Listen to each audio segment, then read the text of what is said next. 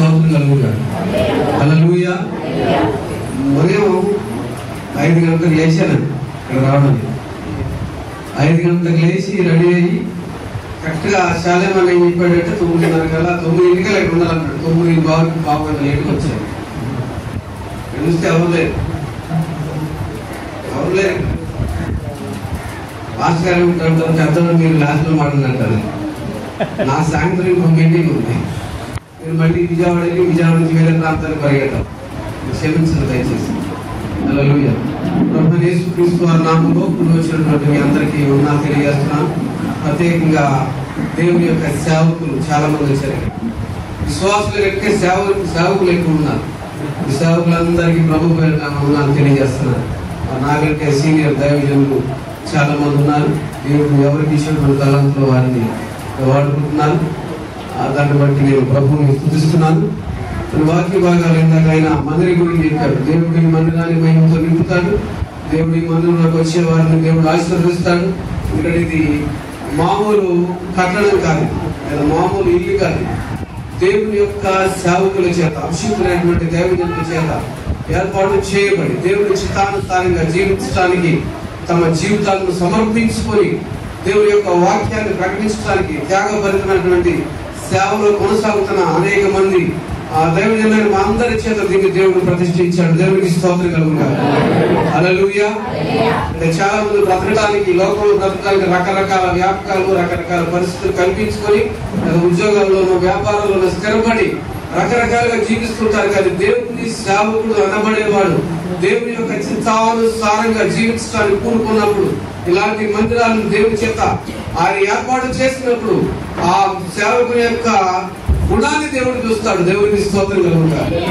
సేవకి పిలువబడినటువంటి సేవకుడు పాత నిబంధన కాలంలో దేవుడు అంటాడు లేవీయులతోటి, నేనే మీకు స్వాస్థ్యము, మీకు ఏ ఆస్తులు వద్దు అంటాడు.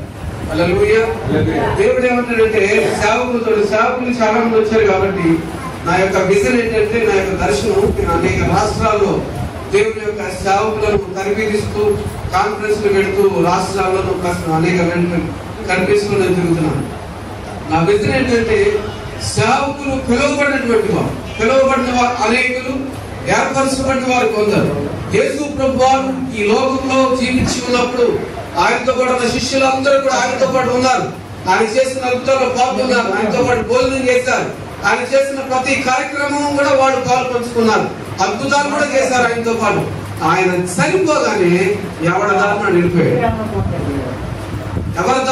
వెళ్ళిపోయారు. యేసు ప్రభు వారు బ్రతుకున్న రోజుల్లో, ఈ లోకంలో జీవించిన రోజుల్లో, అంటే ఆయన చనిపోలేదు, లేకపోతే సమాధి అయిపోలేదు, మరి వేరే అనుకోవద్దు మీరు. ఆయన సజీవుడు, యుగ యుగములకు సజీవుడు. హల్లెలూయా.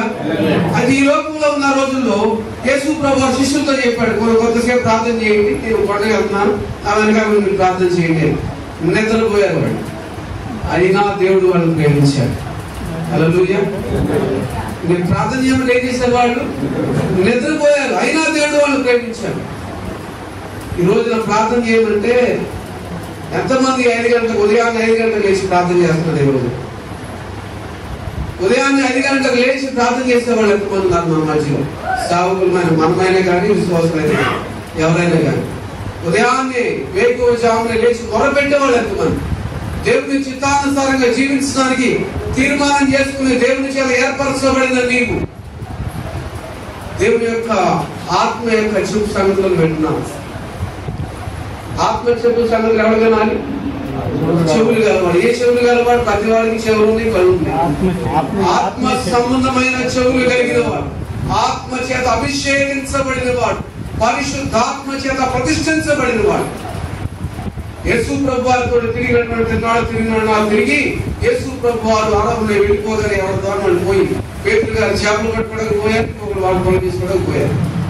యేసు ప్రభు వారు వెళ్ళిపోతూ ఒక మాట చెప్పారు, దేవుడు మీరు యెరూషలేములో నిలిచి ఉండండి, పరిశుద్ధాత్మ మీ మీదకి వచ్చిన మీరు నిలిచి ఉండమని చెప్పాడు. వాళ్ళకి పిలుపు ఉంది, ఏర్పాటు ఉంది, స్థిరత్వం లేదు. వాడు ఏం లేదు, పిలుపు ఉంది. వాళ్ళు దేవుడు పిలిచాడు, ఏర్పరిచాడు, కానీ స్థిరపరచలేదు. వీళ్ళు స్థిరపరచుకోలేదు. స్థిరపడతామని దేవుడు చెప్పిన మార్గం మర్చిపోయి ఈ లోక సంబంధమైనటువంటి ఆహారం కోసం ఆ యేసు ప్రభువు వెళ్ళిపోయారండి. మాకు భోజనం ఎవరు పెడతారు? ఇంకా సేవకుల గురించి మాట్లాడుతున్నారు. మాకు భోజనం ఎవరు పెడతాడని చెప్పి ఎవరి ద్వారా వాళ్ళు వెళ్ళిపోయి భోజనం ఎత్తుకుంటున్నారు. పరిశుద్ధాత్మ దేవుడు వాళ్ళని అభిషేకించే వరకు వాళ్ళ యొక్క విలువ వాళ్ళకి తెలియదు. ఈ రోజున సేవకులకే తెలియదు. మీ విలువ మీకు తెలియదు. మీరు ఏదో ఊరికి ఇక్కడ సేవ చేయట్లేదు, ఊరికి ఏదో ఏర్పరచబడలేదు. ఇక్కడ దేవుడు మిమ్మల్ని ప్రతిష్ఠించాడు. ఆత్మను కొద్దిగా బయట ఆత్మను బాబు తర్వాత పెట్టుకోవచ్చు. ఆత్మను దేవుడు మిమ్మల్ని పిలిచాడు, ఏర్పరిచాడు, ప్రతిష్ఠించాడు. దేవుడికి స్తోత్రం కలుగుతారు. మీ విలువ మీకు తెలియట్లేదు. మిమ్మల్ని ఒక ప్రణాళిక చొప్పున పిలిచాడు. ఎవరు ఊరికి సేవలో రాలేదని ఎవరో ఉంటారు 10%, ఎవరో ఉంటారు 10% ఏర్పరచబడకుండా పిలవకుండా ఏదో 10 రోజులు పాస్టర్తో తిరిగి 10 రోజులు నేనే పాస్టర్ బయలుదేరేవాడు. ఈ రోజున కొంతమంది ఉన్నారు. అది వాళ్ళ గురించి మనకు అనవసరం. అయితే మీరు దేవుని చేత ఏర్పరచబడినటువంటి వాడు, దేవుని యొక్క ఆత్మతో అభిషేకించబడిన వాడు, దేవుని చిత్తానుసారంగా జీవించడానికి మీ జీవితాలు సమర్పించుకొని దేవుని యొక్క వాక్యానుసారంగా జీవించేవాళ్ళు. అలాగని ఆహారం లేనప్పుడు దేవుని విడిచిపెట్టేసి వెళ్ళిపోవాలి. శిష్యుల్లాగా యేసు ప్రభువు వారు వెళ్ళిపోయిన తర్వాత వాళ్ళు ఆహారం వెతుక్కోవడం వెళ్ళిపోతే దేవుడు మరలా వాళ్ళని పోగు చేసి 120 మంది మేడగల్లో ప్రార్థించినప్పుడు పరిశుద్ధాత్మ వాళ్ళ మీదకి నాలుగులుగా విభాగించబడి వాళ్ళని అభిషేకించబడినప్పుడు, పరిశుద్ధాత్మలో అభిషేకించబడినప్పుడు వాళ్ళు ప్రతిష్ఠించాలి. వాళ్ళని దేవుడు పరిశుద్ధాత్మ దేవుడు ప్రతిష్ఠించాడు. దేవునికి స్తోత్రం కలుగుగాక. వాళ్ళు పిలువబడ్డారు, ఏర్పరచబడ్డారు, కానీ ప్రతిష్ఠించబడలేదు. ఈ రోజున సేవకునికి ప్రతిష్టత కావాలి. బిషప్ని ప్రతిష్ఠిస్తారు, కానీ కాన్సిక్రేషన్ అంటారు. అభిషేకం వేరు, కాన్సిక్రేషన్ వేరు. ప్రతిష్టత వేరు, అభిషేకం వేరు. బిషప్ ఏం చేస్తారంటే ఒక సంఘానికి లేదా ఒక సమూహానికి లేదా ఒక పాస్టర్లకి ఒక గుంపుకి నాయకుడికి అభిషేకించేటప్పుడు కాన్సిక్రేషన్ అంటారు, ప్రతిష్టత. దేవుని సేవకుడికి, దేవుని యొక్క సేవకుని జీవితంలో పరిశుద్ధాత్మ యొక్క ప్రతిష్టత కావాలి. దేవునికి స్తోత్రం కలుగుగాక. ఈ ప్రతిష్టత లేని సేవకుడు ఏం చేస్తాడంటే ఈ లోక సంబంధమైన ఆహారం కోసం వెళ్ళిపోతా ఉంటాడు. వాడి వైపు వీడి వైపు చూస్తూ ఉంటాడు. నా జీవితంలో ప్రభు ఎరిగినటువంటి కుటుంబం నుంచి వచ్చాడు. ప్రభు చిత్తానుసారంగా జీవించినటువంటి కుటుంబం. ఆస్తులన్నీ చాలా మంది అనుకుంటారు ఈ లోక సంబంధంగా జీవించేవాళ్ళు ఆ సేవ ఉంటే ఏముందండి, ఏదో దేవుడు పిలిచాడు, ఏదో సేవ చేస్తున్నాం అనుకుంటారు. ఈ లోక సంబంధంగా ఆలోచన లేనటువంటి వాడు. అంటే దైవ చిత్తానుసారంగా మనం పిలువబడ్డాము, ఆయన చేత ఏర్పరచబడ్డాము, పరిశుద్ధాత్మ దేవుడు మనల్ని ప్రతిష్ఠించాడు అని అవగాహన లేనటువంటి వాడు ఆలోచించే మాటలు ఏమిటంటే ఎవరు సహాయం చేస్తారా, ఎవరి వైపు చూద్దామా, ఏ సంస్థ వైపు చూద్దామా. మీరు కాదండి, నేను వెళ్ళే పరిస్థితులు చెప్తున్నాను. నేను వివిధ రాష్ట్రాల్లో కర్ణాటకలో కాన్ఫరెన్స్ పెట్టినప్పుడు అక్కడికి 200 మంది పాస్టర్లు కాన్ఫరెన్స్. అక్కడ మీకు విషయం తెలుసా, ఇలా బహిరంగంగా బైబిల్ పట్టుకు వస్తూ భయంకరంగా కొడతారు వాళ్ళు. పాస్టర్లు సీక్రెట్ గా బోధించే కొన్ని ప్రాంతాలు ఉన్నాయి కర్ణాటకలో. ఆర్ఎస్ఎఫ్ వాళ్ళకి, సిఎస్ఏ వాళ్ళకి వాళ్ళకి ఏం ప్రాబ్లం లేదు. ఇండిపెండెంట్ గా అంటే స్వతంత్ర ప్రతిపత్తి కలిగి దేవుని మీద ఆధారపడి సేవ చేసే సేవకులు మాత్రమే కొడతారు వాళ్ళు. అటువంటి సేవకుల సదస్సులు పెడతాను. ఇక్కడ పెట్టినప్పుడు ఒక అతను వచ్చాడు. ఒక అతను వచ్చి వాళ్ళందరూ ఆరాధన అయిపోయిన తర్వాత జాన్సన్ వైపు చూడవలసిన అవసరం లేదు, జాన్సన్ నడిపించినటువంటి దేవుని వైపు చూడండి అని చెప్పి వాళ్ళు చెప్పినప్పుడు ఒక సేవకుడు వచ్చి అన్నాడు, నీలాగా ప్రసంగం చేసినప్పుడు నేను అమలు చూడలేదని. ప్రతి వాడు సంస్థలు వచ్చి నా వైపు చూడండి, మా సంస్థలో చేరండి, మా సంస్థలో నీకు జీతాలు వస్తాయి. ఏమన్నా జీతాల సేవ? పరిశుద్ధాత్మ దేవుడు ప్రతిష్ఠించిన సేవ. ఆలోచన చేయండి. మందిర ప్రతిష్టకు వచ్చి నేను వేరే సబ్జెక్ట్ మాట్లాడుతున్నాను అనుకోవద్దు. మాట్లాడేవాళ్ళు ఉన్నారు, వాళ్ళు మాట్లాడతారు మందిరం గురించి, ప్రతిష్టత గురించి. నాకు నా ఆత్మ ఏంటంటే సేవకుల మీద, నా దృష్టి, నా యొక్క విజన్ అదంతా కూడా సేవకులు బలపరుస్తారు. దేవుడు ప్రతిష్ఠించినటువంటి వాళ్ళు మీరు. హల్లెలూయా. ప్రతిష్ఠిత ఉందా మీకు? చెప్పండి, గట్టిగా స్తోత్రం చెప్పండి. హల్లెలూయా. దేవుడు మిమ్మల్ని పిలిచాడు, ఏర్పరిచాడు, ప్రతిష్ఠించాడు మిమ్మల్ని ఆయన సేవ చేయడానికి. ప్రతిష్ఠించబడిన మీరు ఆ ప్రతిష్ఠించినటువంటి ఆయన వైపు మీరు చూడాలి. కానీ ప్రతిష్ఠించబడిన వాడి వైపు లేకపోతే లోకం వైపు ఈ సృష్టి వైపు మీరు చూడవలసిన అవసరం లేదు. ఎందుకంటే మీకు నిజంగా పిలుపు, ప్రతిష్టత, ఏర్పరచబడినటువంటి కన్ఫర్మేషన్ మీ జీవితంలో మీకు. హల్లెలూయా. సేవకులని చిన్న చూపు చూసే విశ్వాసులు చాలా మంది ఉన్నారు. ఏదో వస్తున్నాడు అంటే దయచేసి మీ సేవకులు మీ ఇంటికి వచ్చినప్పుడు వాళ్ళు గౌరవించండి, వాళ్ళు ప్రేమించండి. సేవకుడు కన్నీళ్ళు విడిచాడా, అది మీకు ఆశీర్వాదం కాదు. హల్లెలూయా. సేవకుడు కన్నీళ్ళు విడిస్తే మీకు ఆశీర్వాదం కాదు. సేవకుడు నవ్వుతూ మీ కొరకు ప్రార్థన చేసి ఆత్మానందం ఉప్పొంగి మిమ్మల్ని దీవిస్తే 1000 తరాల వరకు మీరు దీవించబడతారు. దేవునికి స్తోత్రం కలుగుతారు. హల్లెలూయా. అయితే ఇక్కడ కొంతమంది గురించి మనం మాట్లాడుకుందాం. ఇర్మియా గ్రంథం నేను ఒక జస్ట్ పావుగంట సేపు చెప్తాను. ఇర్మియా గ్రంథం దీంట్లో ఒకసారి 51వ అధ్యాయం.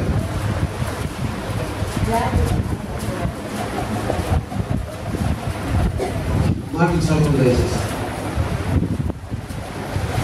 50వ అధ్యాయం 50వ అధ్యాయము 6వ వచనం.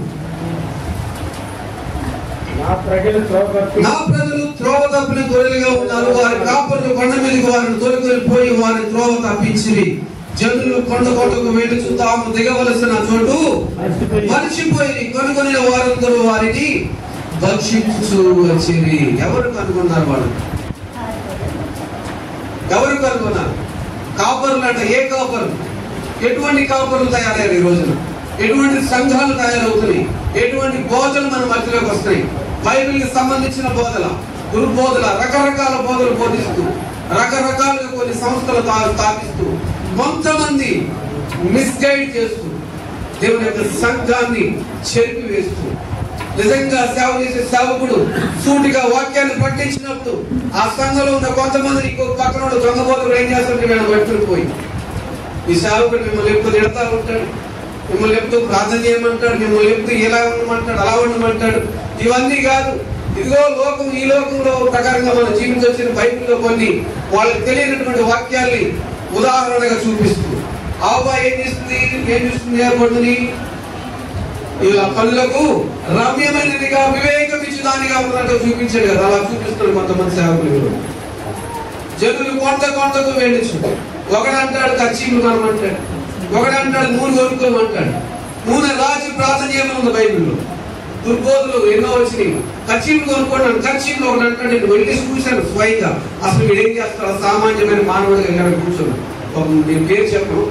వాడు అంటాడు, ఎందుకు వాడన్నాను మీరు అర్థం చేసుకుంటారు. తర్వాత సేవకులు కాదు, వీళ్ళంతా జనాల్ని భక్షిస్తున్నారు. నిజంగా ఇలాంటి పల్లెటూరులో ఇలాంటి సేవ చేసుకునే సేవకులు మీ షో తెలియదు. నాలాగా సూట్ వేసుకున్నారు మీరు, నాలాగా టై కట్టుకోలేరు మీరు, నాలాగా ఎవరైనా టై కట్టుకునిస్తే వాడిని మళ్ళీ మరి కడతారు. ఈ జనం వీళ్ళకి ఆత్మ సంబంధమైన నేత్రములు తెరవబడలేదు. వీళ్ళకి ఆత్మ సంబంధంగా వీళ్ళు పరిపూర్ణులు కాలేదు.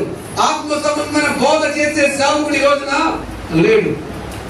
ఆ ఆత్మలో యేసు ప్రభు వారి అమ్మాయి మార్గంలో నడుస్తున్నప్పుడు ఇతర శిష్యులతో మాట్లాడినప్పుడు వాళ్ళ హృదయాలు మంటాయి. అటువంటి మంటలు మండించే బోధకులు ఈ రోజున తక్కువైపోయారు. నిజంగా అటువంటి బోధ చేస్తే సంఘంలో ఈ విశ్వాసులు కూడా మారిపోతారు. అమ్మ బాబు, ఈ పాస్టర్ గారు ఎప్పుడు చెప్తున్నాడు, ఈ పాస్టర్ గారు నన్ను పొగట్లేదు. అమ్మా విశ్వాసమ్మా, నీకంటే విశ్వాసాలే లేదంటే 100 రూపాయలు కనిపిస్తుంది. నువ్వు జాగ్రత్తగా ఉండు, దేవుని చిత్తానుసారంగా జీవించు అంటే 10 రూపాయలు కూడా కాను. నిజమైన బోధన. ఇర్మియా ప్రవక్త బబులోను దేశంలో అబద్ధ ప్రవక్తలు ఎదిరిస్తూ నిజమైన దేవుని యొక్క చిత్తానుసారంగా జీవించండి.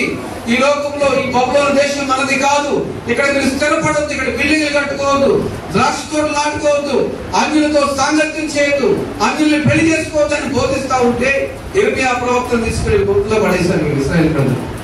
ఇది ఈ రోజు స్టార్ట్ అవ్వలేదు. ఆ రోజు నుంచి అబద్ధ ప్రవక్తలు, అబద్ధ బోధకులు వీళ్ళందరూ కూడా ఈ ప్రజలను భక్షిస్తూ వచ్చారంటే ఇక్కడ చదవకండి వారు.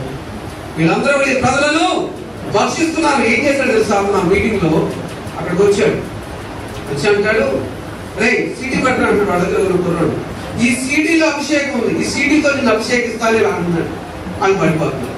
అది కచ్చీలో అభిషేకం, ఈ కచ్చీలను అభిషేకిస్తాను అని పడిపోతున్నాడు. నువ్వు పడిపోతున్నావు ఆడు చెప్తున్నాడు. ముందు నువ్వు పడిపోతుంది, యేసు ప్రభువు ఎవరైనా పడేసాడా? వాళ్ళకి దయ్యాలు పట్టుకుని ఏం చేశారు? వాళ్ళకై వాడు పడిపోయి వాళ్ళకై వాడు కొట్టుకుని తర్వాత లేచి నిలబడి యేసు ప్రభు సాక్షిగా జీవించారు. దేవునికి స్తోత్రం కలుగుతారు. హల్లెలూయా. కర్చీఫ్లో అభిషేకం లేదు, నూనెలో అభిషేకం లేదు. నూనెను అభిషేకించే దేవునిలో ఉంది. దేవునికి స్తోత్రం కలుగుతారు. యేసయ్యలో అభిషేకం ఉంది. యేసుక్రీస్తు వారి నామములో అభిషేకం ఉంది. ఆయన నామములో స్వస్థత ఉన్నది. యేసు ప్రభువు లోకంలో జీవించి ఉన్నప్పుడు ఒక ఆవిడ ఆయన చెక్కి ముట్టుకున్నప్పుడు ఏమన్నాడు తెలుసా? ఆయన నేను నిన్ను స్వస్థపరిచానని చెప్పలేదు. అవునా కదా? ఏమన్నాడు? నీ విశ్వాసం నిన్ను స్వస్థపరిచాను, నేను నిన్ను స్వస్థపరుస్తాను, నేను నిన్ను బాగు చేశానని చెప్పి దేవుడే చెప్పలేదు అక్కడ. ఈ రోజున దుర్బోధలు వచ్చినాయి. జాగ్రత్తగా బోధించండి. 10 మంది ఉన్నా చాలు, 10 మందిని పరలోక రాజ్యాన్ని తీసుకెళ్ళిన చాలు. మీరు ఆ 10 మంది మీకు సహాయం చేస్తారు. దేవుడికి స్తోత్రం కలుగుతారు. హల్లెలూయా. అంతేగాని ఎవడో వాడేదో నక్క వాకు పెట్టుకుందంట పులి మూసి, అలా వాకులు పెట్టుకోవాల్సిన అవసరం లేదు. పౌరుషం కలిగి పిలువబడినటువంటి మీరు, ఏర్పరచబడిన మీరు, ప్రతిష్ఠించబడిన మీరు, ఇర్మియా వలె, దానియేలు వలె. దానియేలు ఒక మాట చూద్దాం. దానియేలు గ్రంథం ఒక మాట జీవి 6వ అధ్యాయం 20వ వచనం చదవండి. అతడు గుహ దగ్గర రాగానే దుఃఖ స్వరముతో దానియేలును పిలిచి, జీవము గల దేవుని సేవకుడైన దానియేలు, నిత్యము నీవు సేవించుచున్న నీ దేవుడు నిన్ను రక్షింపగలన అని అతని అడిగాను. అందుకు దానియేలు, రాజు చిరకాలము జీవించును గాక, నేను నా దేవుని దృష్టికి నిర్దోషినిగా కనబడి కనుక. హల్లెలూయా. ఎంతమంది సేవకులైనటువంటి మనము దేవుని దృష్టిలో నిర్దోషులుగా కనబడుతున్నాం. Including me and you. మనమందరం ఒకసారి పరిశీలన చేసుకుంటాం. మనుషుల దృష్టిలో కాదు, దేవుని దృష్టిలో నిర్దోషులుగా మనం ఉన్నామా? దానియేలు ఒక బానిస.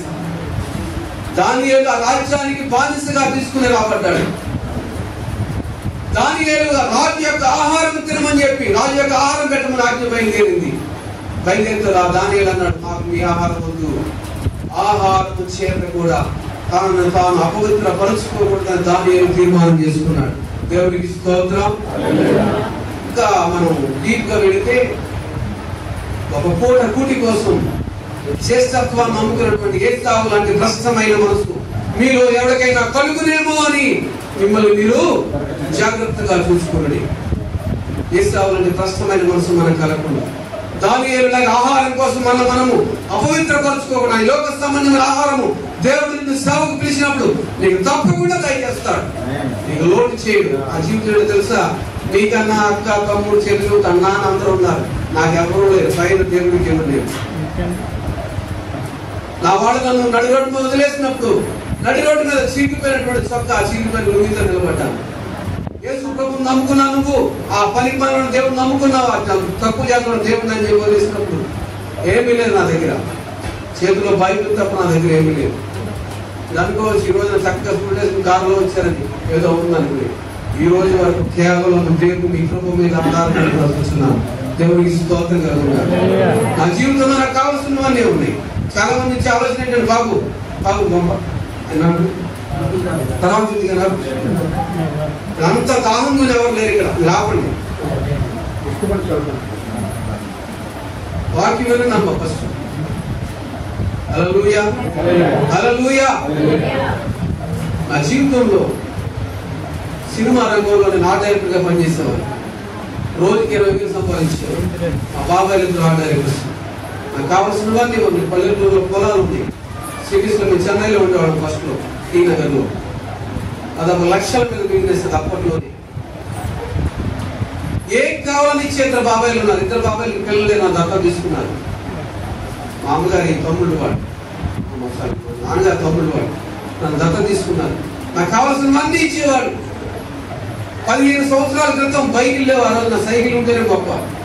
ఆ రోజుల్లో బైక్ కొనుక్కొచ్చారు. నాకు నా పుట్టినరోజు బాగా కలిగింది.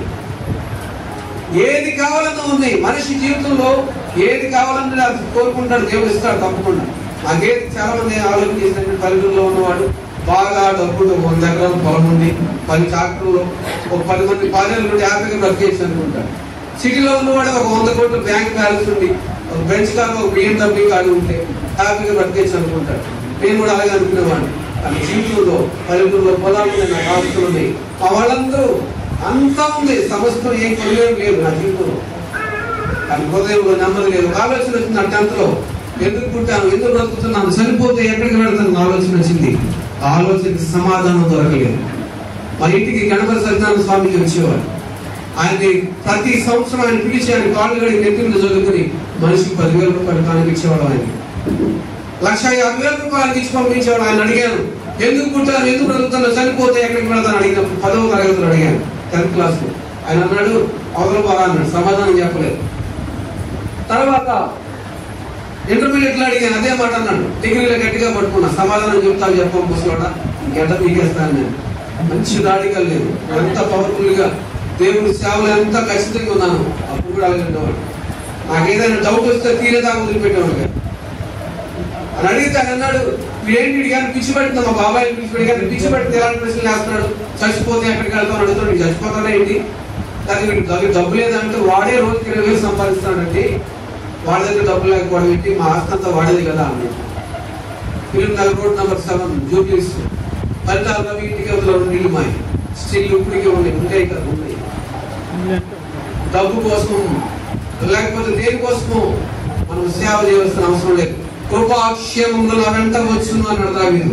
దేవునికి స్తోత్రం కలుగును గాక. నువ్వు పిలవబడిన వాడు, ప్రతిష్ఠించబడిన వాడు, ఏర్పరచబడిన వాడు అయితే కృపాక్షేమములు నీ వెంట వస్తాయి, కానీ నువ్వు వాటిని కనుక వెళ్ళవలసిన అవసరం లేదు. హల్లెలూయా. ప్రియమైన దైవజనులారా, ఆ జీవితంలో జరుగుతూ ఉంది.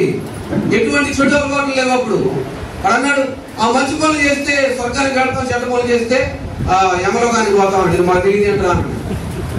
వాడి కాళ్ళు కడిగి ఎక్కువ చదువుకోవాల్సిన అవసరం మాకేంటి, వాడు ఒక దేవుడిగా పిలుస్తున్నాం మేము.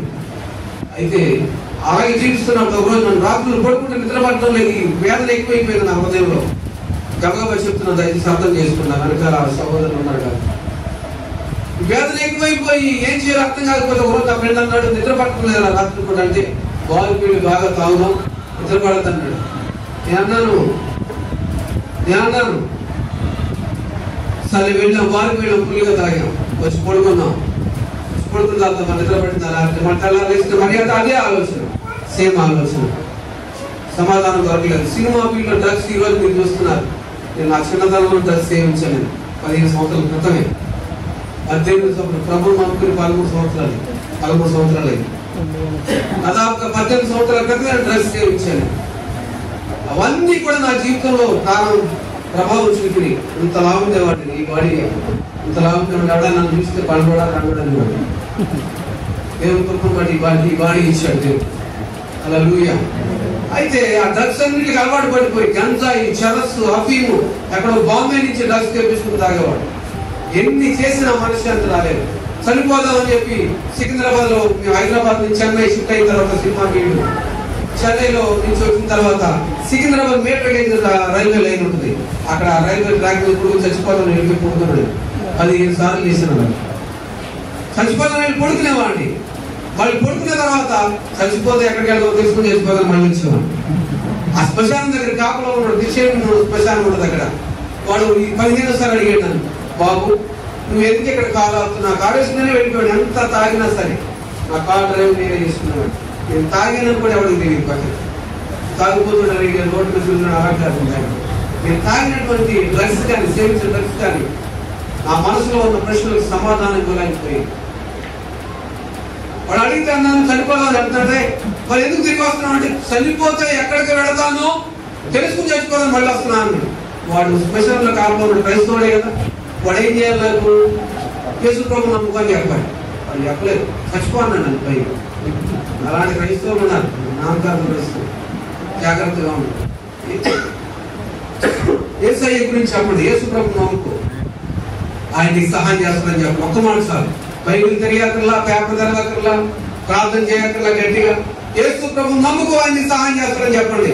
ఒక పాస్ గారు చెప్పినటువంటి మాట ఈ మాట, యేసు ప్రభు నమ్ముకో, ఆయన్ని సహాయం చేస్తారని ఒకే మాట చెప్పాడు. ఆయన ఒక్క మాట చెప్పాడు. ఆయన దైవజనుడు, ఇక పార్ట్నర్ కరెక్ట్ చర్చ్ షూటింగ్కి వెళ్ళినప్పుడు అని చెప్పాడు. ఆయన ఆ మాట పట్టుకుని ప్రభు నమ్ముకున్నాను. అయితే అసెంబ్లీ హైదరాబాద్ నుంచి ఒక రోజున చెన్నై వెళ్తాను సినిమా ఫీల్డ్ సంబంధించినటువంటి మెటీరియల్ కొనుక్కోవడానికి. కొంతమంది రౌడీలు నన్ను వెంబడించి నా దగ్గర ఉన్న ధనం కోసం 2.5 లక్షల క్యాష్ నా దగ్గర ఉంది. ఆ ధనం కోసం విజయవాడ రైల్వే స్టేషన్లో పొడిచారు. పొడిస్తే పేగులు మొత్తం బయటకు వచ్చేసి 2 పేగులు కట్ అయిపోయింది. పేగులు మొత్తం బయట కొత్త పగలు మధ్యాహ్నం 12:30 గంటలకు పడిపోయి పూజించిన దేవుళ్ళందరినీ పిలిచారు. 12 సంవత్సరాల అయ్యప్ప స్వామి వేసుకున్నారు. చిరంజీవి తమ్ముడు నాగేంద్ర బాబు, మురళీమోహన్, శివకృష్ణ, పరుచూరు వెంకటేశ్వరరావు, మేమందరం కలిసి వెళ్ళేవాడు. కొంతమంది ఆర్టిస్టులు మేమందరం అక్కడికి వెళ్ళేవాడు. హాల్ తీసే